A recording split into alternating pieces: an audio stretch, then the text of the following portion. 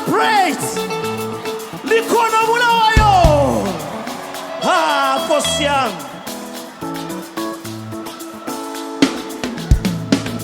Walking in the light of God. Walking in the light of God. Walking in the light of God.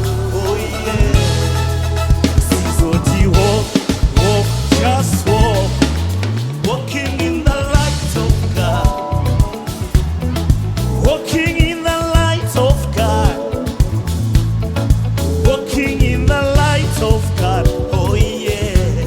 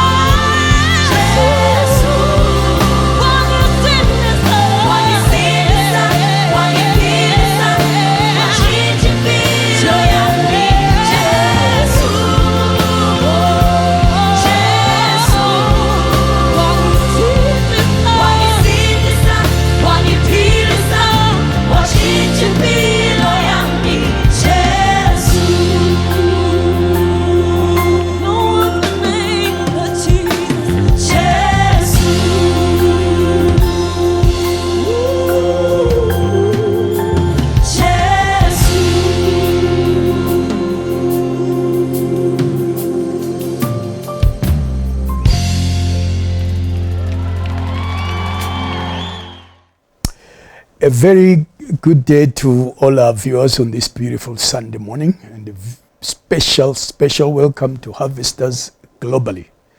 Today we want to talk about a very interesting subject. I hope we can take it in 3 parts. The first part being this very one that we are doing today. It's coming, or there will be, all of them will be coming from my book entitled Awake Church, Arise and Shine. Let's begin. I know you love scriptures, so we will read lots of scriptures today as well. Ephesians 5 verse 14. Therefore he says, awake you who sleep, arise from the dead, and Christ will give you light.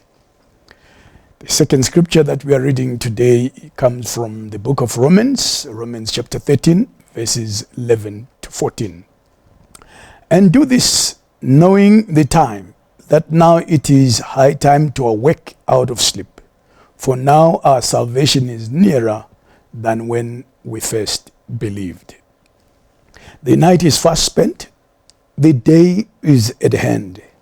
Therefore let us cast off the works of darkness, and let us put on the armor of light.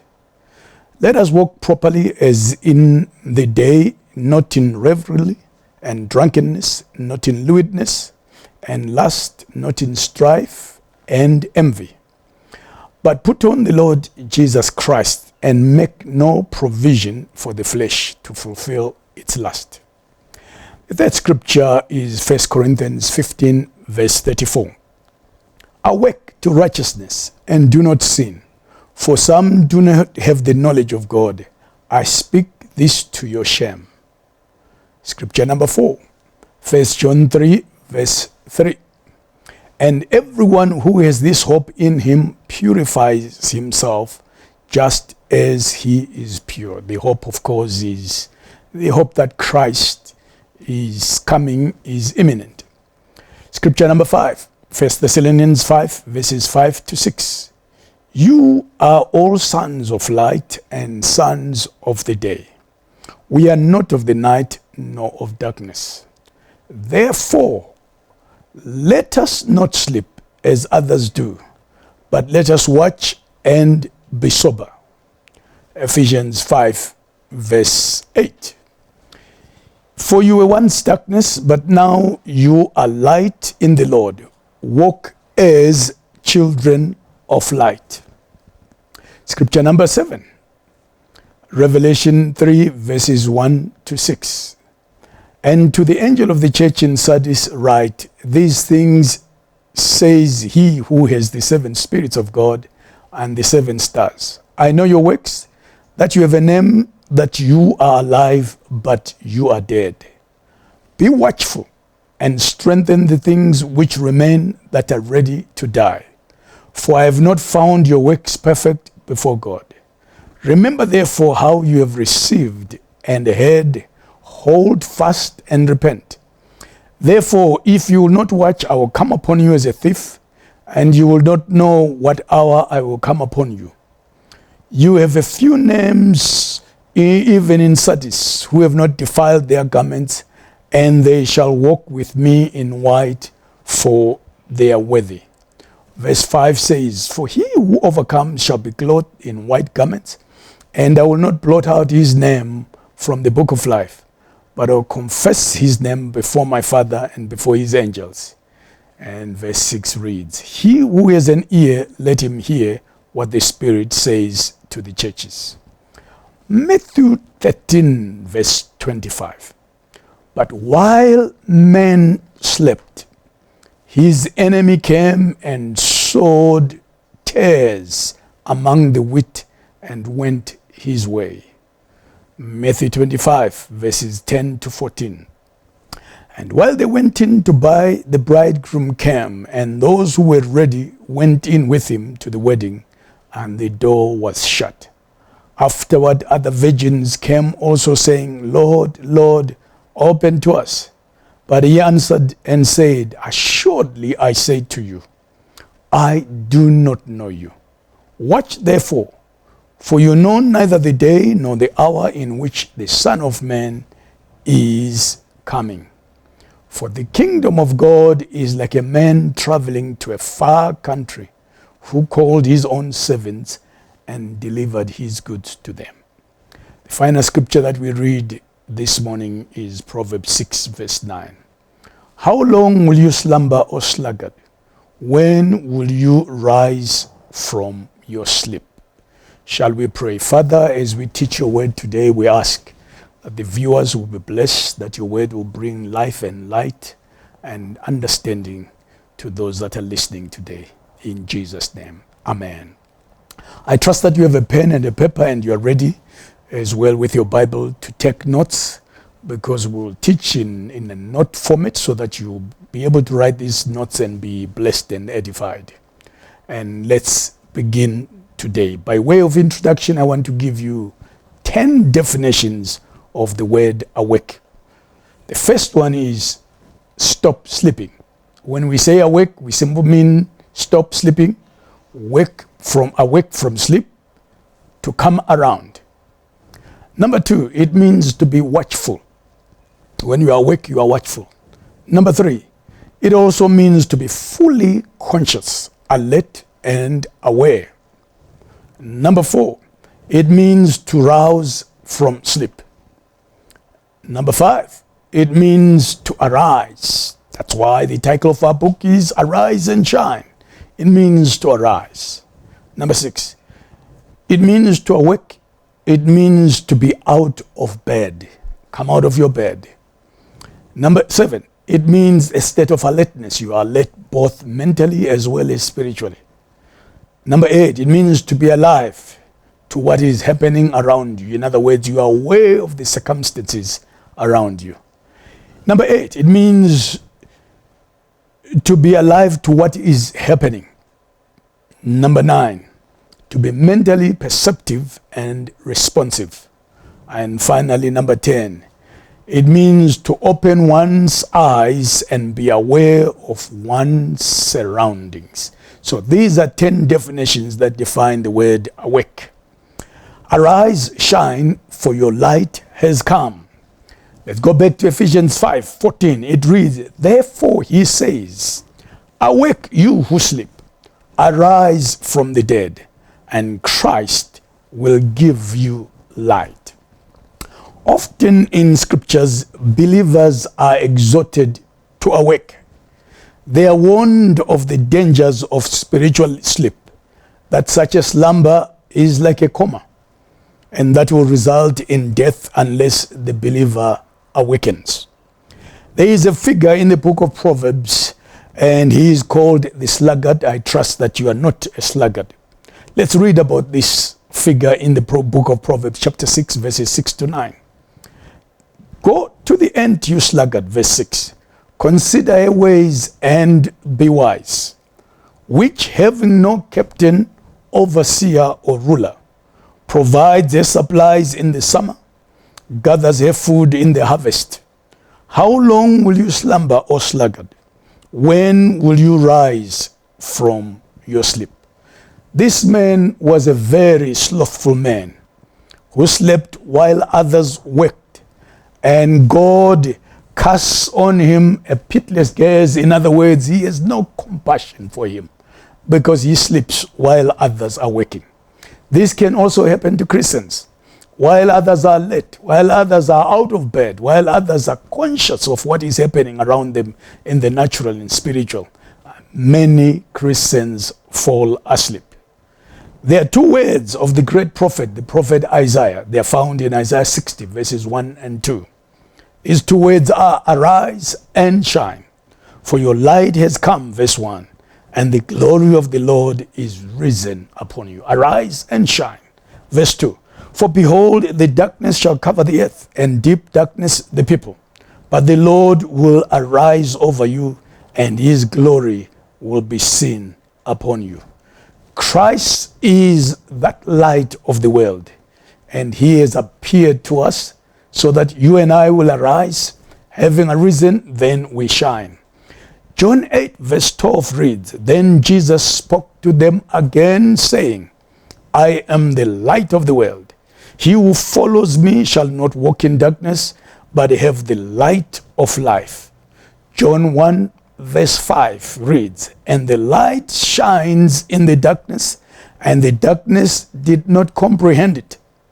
John 3 verse 19, "And this is the condemnation, that the light has come into the world, and men loved darkness rather than light, because their deeds were evil." I want to talk about 6 components today, or 6 points today. I trust that they will bless you before we conclude. Number 1, or A, what are we doing lying down in the dark? John 12 verse 36 reads, "While you have the light, believe in the light, that you may become sons of the light." These things Jesus spoke and departed and was hidden from them. So the question is very clear. What are we doing lying down in the dark? That's why the scripture that we read in Isaiah 60 states clearly, "Arise and shine, for the light has come." When the light comes, the glory of God comes too. So we are never supposed to be in the dark, but in the light continually, especially in these closing days. B, Amos addresses the laid-back church of his day, and we quote Amos 6 verse 1. "Woe to them that are at ease in Zion." A person who is at ease is a person relaxing. A person at ease is a person who is not conscious of their surroundings. A person who is at ease is a person who is fast asleep. And Isaiah, or rather Amos, comes in Amos 6 verse 1. He says, "Woe to them that are at ease in Zion." It's a challenge to you and me that we should be awake. C, or you think of the mighty storm threatening death to all aboard the ship, while the prophet Jonah sleeps through it all. He is fast asleep. Let's read about Jonah. Jonah chapter 1 verses 5 to 6. "Then the mariners were afraid, and every man cried out to his God, and threw the cargo that was in the ship in the sea, to lighten the load. But where was Jonah?" The Bible says, "But Jonah had gone down into the lowest parts of the ship. He had lain down and was fast asleep." While others were conscious of their surrounding, this man of God was fast asleep. Verse 6, the Bible says, "So the captain came to him and said to him, 'What do you mean, sleeper? Arise, call on your God. Perhaps your God will consider us, so that we may not perish.'" At times it's very strange that non-believers are aware of their surroundings. They are alert of what is happening. The world literally is aware of what's happening, that these truly are the closing days, the end times. But we are like Jonas. We are fast asleep and we are not aware of what's happening. So the captain of the ship, a non-believer, cries out to this man of God who had been sent to Nineveh. He says, "Arise, O sleeper, and call upon your God." This is a challenge that we bring to you. If you are fast asleep, you are not aware of what's happening globally, you are not aware of the beginning of the birth pangs globally, my challenge to you is, arise, O sleeper. Come out of your sleep. Come out of your bed. Be aware and be alert concerning the things that are happening around us. Let's deal with point D. In the New Testament, there is the same refrain. This is the era of the new covenant, but Christians can also fall asleep.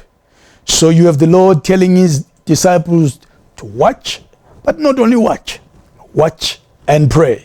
Matthew 26, verses 38 to 40. The word awake has to do with prayer most of the times.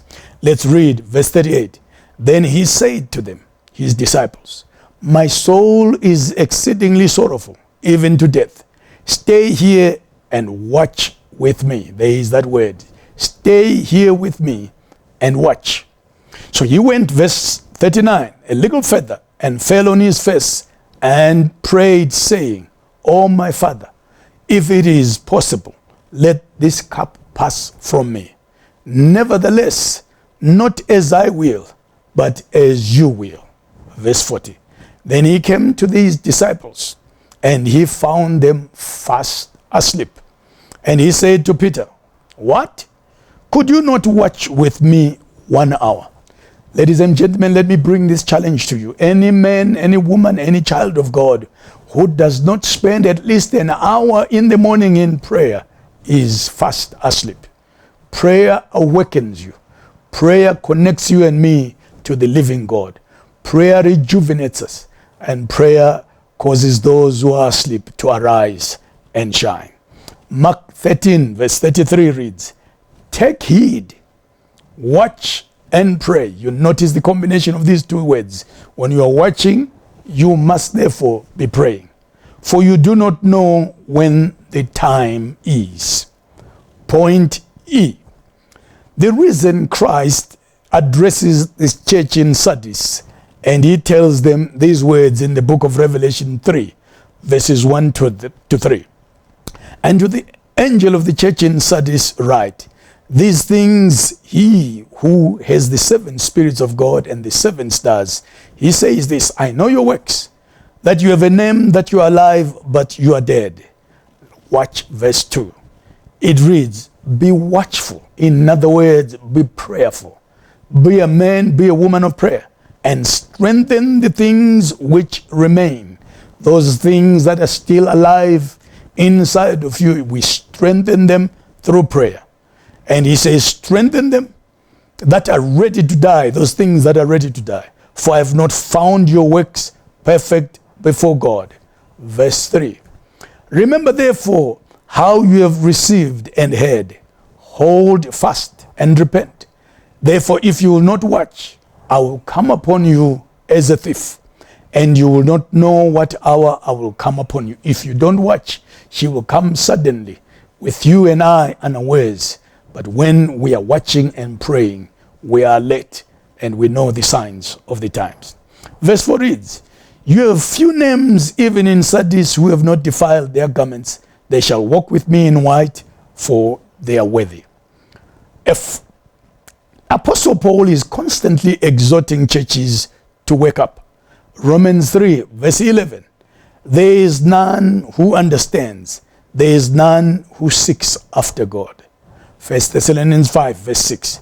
Therefore let us not sleep rather, as others do, but let us watch and be sober. So when you are watching, you are sober. You are sober in the spirit man. You are alert. You are not drunk as some would in the spirit man. Ephesians 5 verse 14. Therefore he says, awake you who sleep, arise from the dead, and Christ will give you light. So when you are awake, there is the light of God shining on the inside of you, so that that light will begin to shine even externally. When are Christians most tempted to sleep? It's a beautiful question, a powerful question that we are posing and asking you, the viewers. There are not two classes of Christians, the sleeping Christian and the awakened Christian. But rather, there are times when every Christian can fall asleep, and that sleep lasts for too long. What are these times? 3 times that we want to deal with today. When are Christians likely to fall asleep? Here's number 1. A Christian is most likely to sleep when his outward circumstances are more pleasant, when things are good, when everything around you in the natural suits what you are expecting, and it's beautiful. It is a dangerous time. It is at that time that you and I are likely to fall asleep. Let's read about a certain man who had everything going well for him. He is found in the book of Luke chapter 12. The verses are 16 to 20. We start with verse 16. And he spoke a parable to them, saying, the ground of a certain rich man yielded plentiful. You can tell this man was prospering. He was having blessings. His business was thriving. Verse 17 reads, then he thought within himself, saying, what shall I do, since I have no room to store my crops? He wanted to expand his businesses. He wanted to increase his businesses because he was being blessed. So he said, I will do this. I will put down my barns and build greater. And there I will store all my crops and my goods. This man is focused. He's anticipating a bumper harvest. And I will say to my soul, he even speaks to himself alone, soul, you have many goods laid up for many years. So he envisaged a crop, a bumper harvest that will last him for years as he stores him in his bigger barns. And he says, I will store all my crops and my goods. Verse 19. He says, I will say to my soul, you have many goods laid up for many years. Listen to this deadly word. He says, take your ease. In other words, relax. Forget about everything. Go to a beach somewhere. Go to a swimming pool somewhere. Go on holiday somewhere. Go to Honolulu. Go to Malibu. Go to some country somewhere and relax. And he says, take ease. Eat and drink and be merry. Watch what the master says in verse 20. But God said to him, fool. There are many fools, ladies and gentlemen. Some fools wear ties and suits, like I'm wearing a tie and a suit. Some fools wear beautiful dresses. Some fools wear beautiful wigs. Some fools are educated. Some fools are less educated. You are a fool if you are not alert, if you are not aware of what's happening around you. And he said, fool, this night your soul will be required of you. In other words, I am taking your soul. In other words, this night you are dying. In other words, this night, this is the end of your life. Fool, your soul will be required of you. Then then whose will those things be which you have provided? In other words, everything that we acquire here on earth, everything that we accumulate here on earth, everything that we seek to build, the empires that we seek to build here on earth, if we don't take account of God, we are fools. And when we die, we leave it all. Most of the times our blessings drive us away from God, and our trials force us at the throne of grace. James 1 verses 2 to 4 is a beautiful scripture that I want all of us to read this morning. Verse 2 reads, my brethren, count it all joy when you fall into various trials, knowing, verse 2, that the testing of your faith produces patience. But let patience have its perfect work, that you may be perfect and complete or entire, lacking nothing. Few people sleep when there is a thunderstorm overhead and lightning is striking nearby trees. However, many fall asleep when it's a calm night. When it's a beautiful, serene, quiet night, many people fall asleep. And that's why Christ will allow storms. And that's why James writes and he says, count it, brethren, all joy when we go through various trials, diverse trials, knowing that the testing of our faith, God is a trying God and God is a testing God. He tests us so that we may be drawn closer to him. When Jonah was inside the belly of the fish, we read, he prayed. He prayed so much. Jonah 2, verse 1 to 4. Then Jonah prayed in verse 1 to the Lord his God. From the fish's belly, he was in trouble. He was inside that belly of the fish for 3 days. He began to pray. Verse 2 says, and he said, I cried to the Lord because of my affliction. Whenever we are afflicted, we turn to God. Whenever there is COVID-19, like we are facing COVID-19, many people are praying today. And that seems to bring about revival globally. And he answered Jonah, out of the belly of Sheol or hell I cried, and you heard my voice. Verse 3, for you cast me into the deep, into the heart of the seas, and the floods surrounded me. All your billows and your waves passed over me. Verse 4, then I said, I've been cast out of your sight, yet I will look again toward your holy temple. But when Jonah, prior to the fish swallowing him, when he was at ease, the Bible tells us something completely different. it tells us that he went down to the bottom of the ship and he fell asleep. Jonah 1, verse 5 to 6.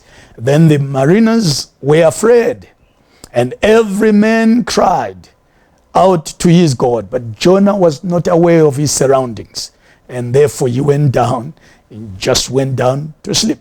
And they threw the cargo that was in the ship into the sea to lighten the load. But Jonah had gone down into the lowest parts of the ship and had lain down and was fast asleep.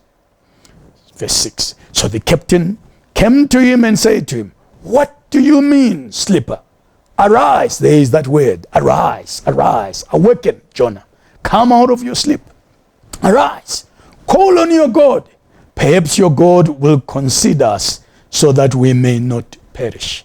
Ladies and gentlemen, the reason why the body of Christ is in a storm is because all of us, or most of us, have fallen asleep. And storms come to awaken us. And as we are awakened, we begin to call upon the living God. Men sleep when their outward circumstances are more pleasant. Number 2, a Christian sleeps when all goes well in spiritual matters, or when we are blessed, we fall asleep, or when we are moving from one degree of glory to the next one, we fall asleep, or when the anointing is flowing, we fall asleep, when our churches are growing, we fall asleep, when God blesses us with material blessings, we fall asleep. Let's arouse ourselves. Is the God of this world asleep? Unfortunately, demons don't sleep. They operate 24/7. They operate all the time. While Christians are fast asleep, demons are operating. 2 Corinthians 4, verse 4, it calls the devil the God, the small God or G of this world. It reads, "Whose minds the God of this age has blinded, who do not believe, lest the light of the gospel of Christ, who is the image of God, should shine on them." So the devil is alert, and therefore he goes about blinding us so that we are asleep and so that we are not aware of the light of God. Lest, the Bible says, the light shines on us and then we begin to be awake. Principalities and powers, rulers of darkness, wicked spirits never fall asleep. They operate 24/7. Let's read the book of Luke 12, verses 16 to 20. Then he spoke a parable to them, saying, "The ground of a certain rich man yielded plentiful. And he thought within himself, what shall I do, since I have no room to store my crops?" We read about this man on point number 1. He was blessed. He had all material blessings as well as spiritual blessings. This man made a mistake. And the mistake was he began to take it at ease, and he began to relax, and he began to fall asleep in the spirit man. And God addresses him as a fool. And he says, "Your soul this night will be required of you. Then whose will those blessings be which you have provided?" We are told as well, when the disciples went with Christ, right coming down from the Mount of Transfiguration, they fell asleep. Out of those blessings, they had seen Christ being transfigured, being transformed. They had seen Moses. They had seen as well the prophet Elijah right there. Coming out of that experience, they fell asleep. Matthew 17, verse 1 and 8 reads, "Now after 6 days, Jesus took Peter, James, and John, his brother, and led them up on a high mountain by themselves. And he was transfigured before them. His face shone like the sun, and his clothes became as white as the light." Verse 3, "And behold, Moses and Elijah appeared to them, talking with them." What a glorious experience these 3 disciples had with Christ, Peter, James, and John. They saw the transfiguration of Jesus Christ. They saw the light. They saw his garments shining like the sun, shining in its brightest. And they saw as well Moses, and they saw Elijah walking and talking with him. Then Peter answered and said to Jesus, Lord, it is good for us to be here. If you wish, let us make here 3 tabernacles, one for you, one for Moses, and one for Elijah. While he was still speaking, behold, a bright cloud overshadowed them. And suddenly a voice came out of the cloud saying, this is my beloved Son, in whom I am well pleased. Hear him. And we read down the line. When the disciples heard this, they fell on their faces and were greatly afraid. But Jesus came, found them asleep, touched them and said, arise, do not be afraid. And when they lifted up their eyes, they saw no one but Jesus only. So Christians fall asleep when they're experiencing spiritual blessings. They tend to forget to pray. They tend to forget to push on, and they tend to fall asleep. Point number 3. A Christian sleeps when he thinks he's getting near the end of his journey. The enemy thinks, when will these foolish Christians want to relax and take it easy? It is when they're nearing the end of their journey. It is at that end that then the enemy decides, I will set a trap. I will trap them so that they don't enter that beautiful land we call the Beulah land. John Bunyan writes, the enemy sets enchanted ground right at the end of the pilgrimage. Is it not true that those who have been Christians for years are in danger of slumbering? Doesn't the Bible give us many examples? In the Bible, very few young people fell and turned away from God. The scriptures are full of examples of mature believers that begin to slumber. They have known it all. They have known the goodness of God. They have known the blessings of God. They have known the presence of God. They know it all. They are not moved by many things. Even when people give their lives to Christ, nothing excites them. You are in danger when you are a mature Christian. Compare that to a young Christian. They are vibrant. They're excited. They're excited when God talks to them, when they read the Bible and they memorize the verses. They understand the verses. They understand the happenings around them. But mature veterans tend to fall asleep. Let's look at the old people in the Bible, old not only in the flesh, but old spiritual as well, who fell asleep near the end of their time. We have the first one, Lot. Lot was not a young man when he got drunk. It was at the end of his life when he separated from Abraham and went to Sodom in a place called Gomorrah. And he stayed there. He had his own family. He got drunk and he forgot about Jehovah. Abraham was not a young man when he lied and said Sarah was not his wife. Fearing for his life, he said Sarah was not his wife. See, David was not a young man when he took Uriah's wife. Again, when he was a young man, David, he will go with his armies to the field to fight the enemies of Israel. This time around, he remains in Jerusalem, relaxing, taking it easy. It seems the moment we relax as Christians, we are in danger. David was. Instead of joining his army right in the battlefront, he remains behind. And as you all know the story, disaster fell upon this powerful king of Israel. But we thank God for David. You read about him in Psalm 51. He had the power to turn around and power to repent. Peter was not a young man when he denied Christ. It is as he was getting older that he denied Christ. Demas was not a young man when he forsook Paul and fell in love with the world. And Paul writes, Demas has forsaken me, and he has fallen in love with the world. I trust that you are not Demas, forsaking Christ even in this last hour.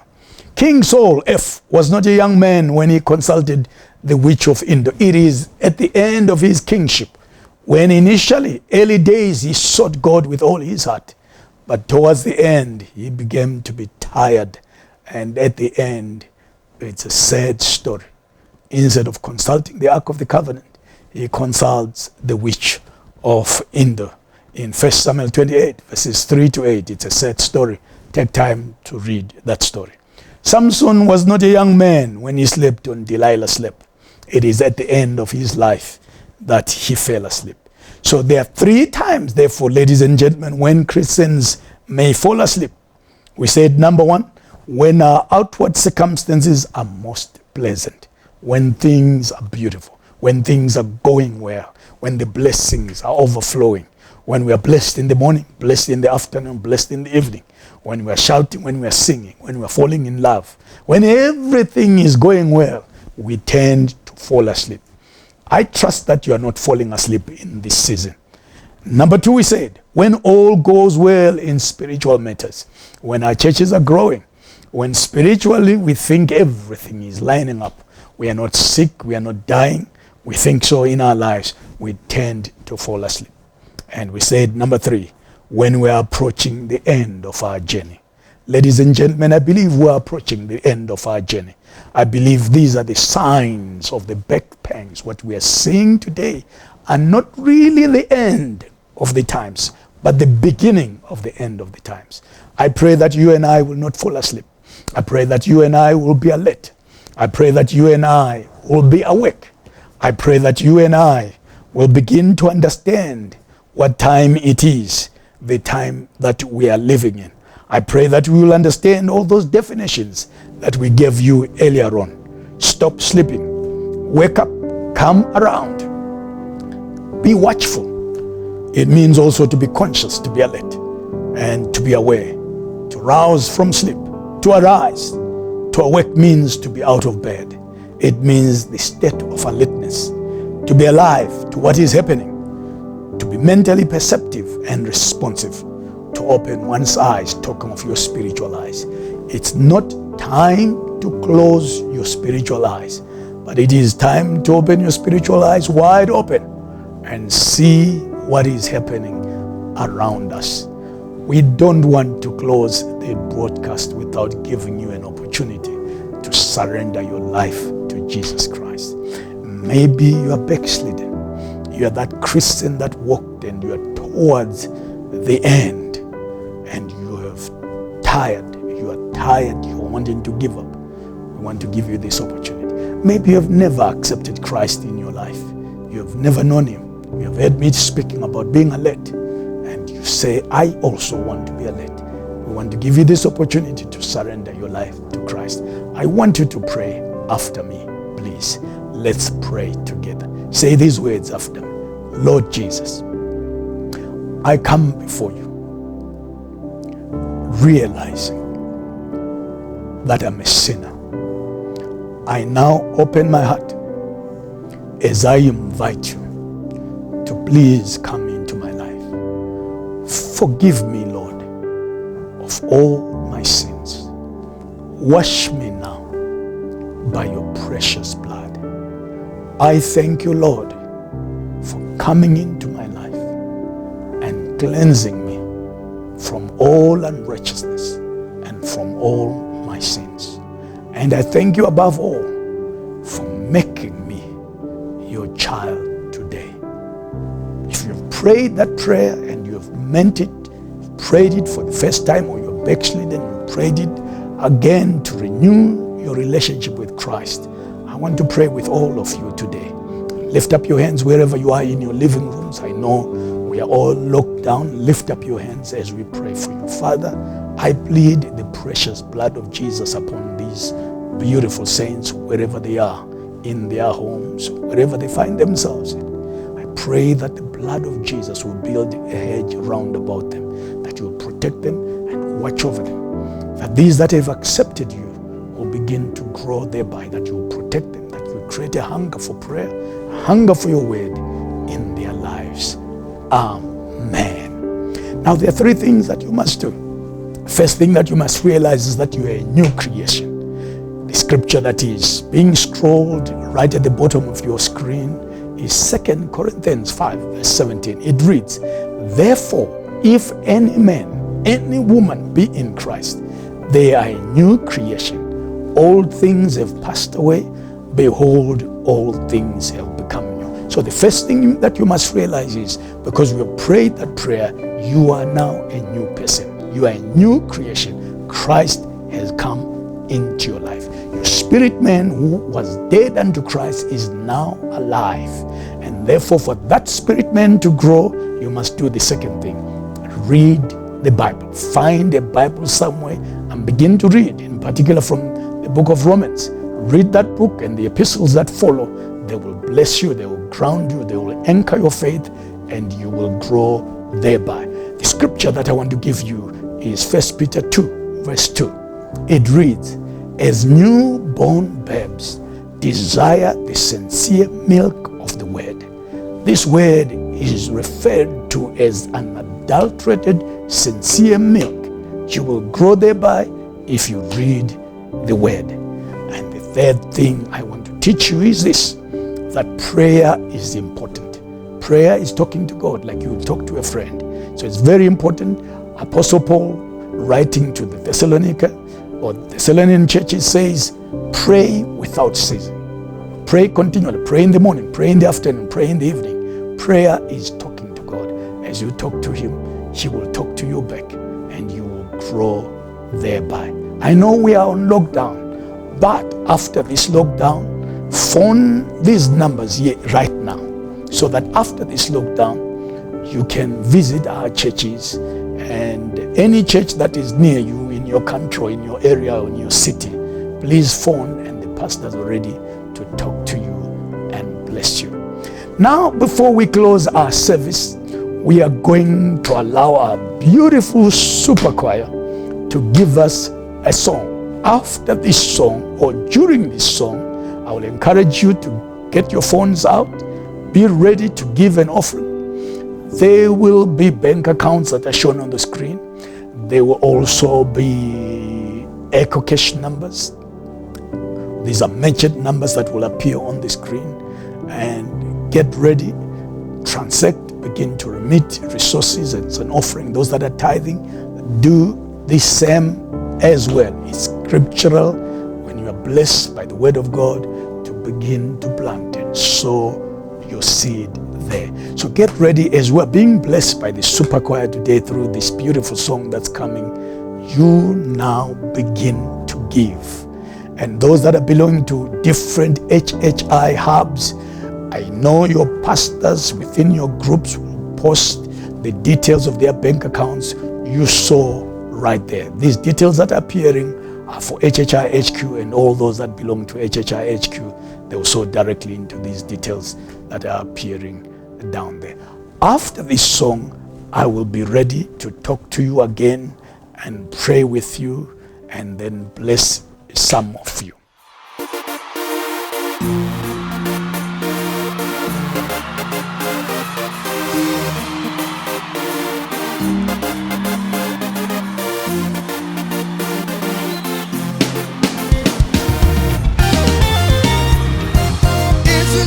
Jesu libukhanya endleleni yami, oh izwi lakho Jesu lizibane ezinyaweni zami, oh izwi lakho Jesu libukhanya endleleni,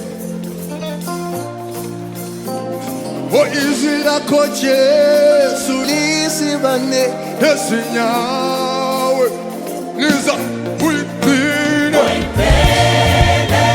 eyami inhliziyo ngaphansi uziphathe kahle,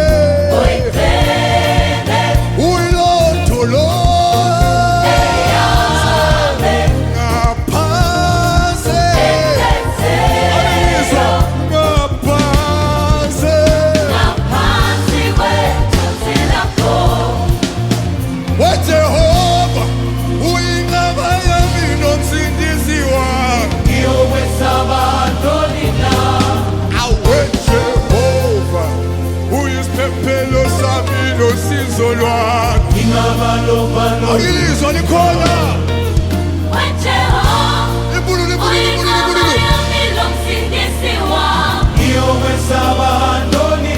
one more time.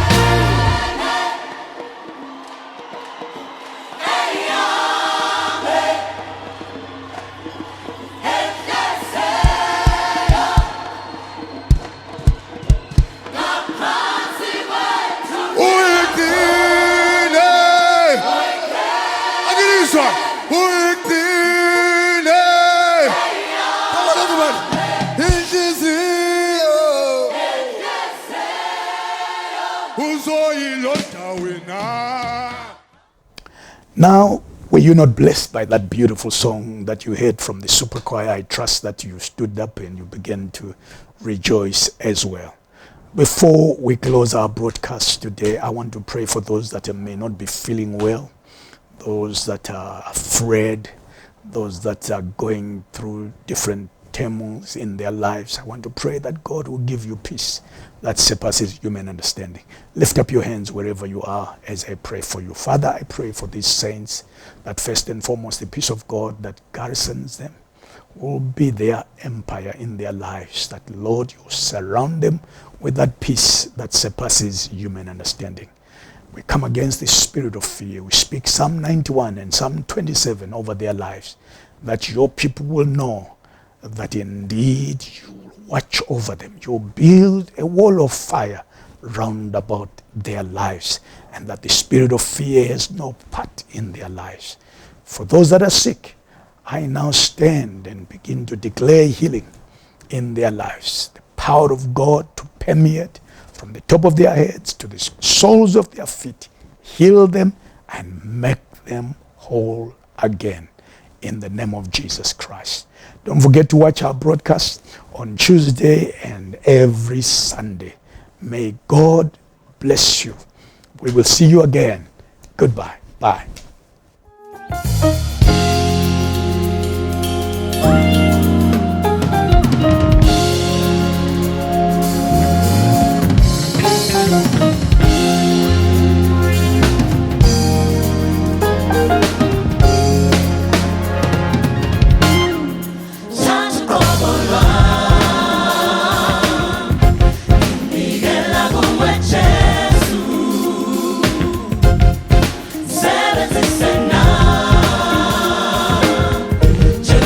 Fool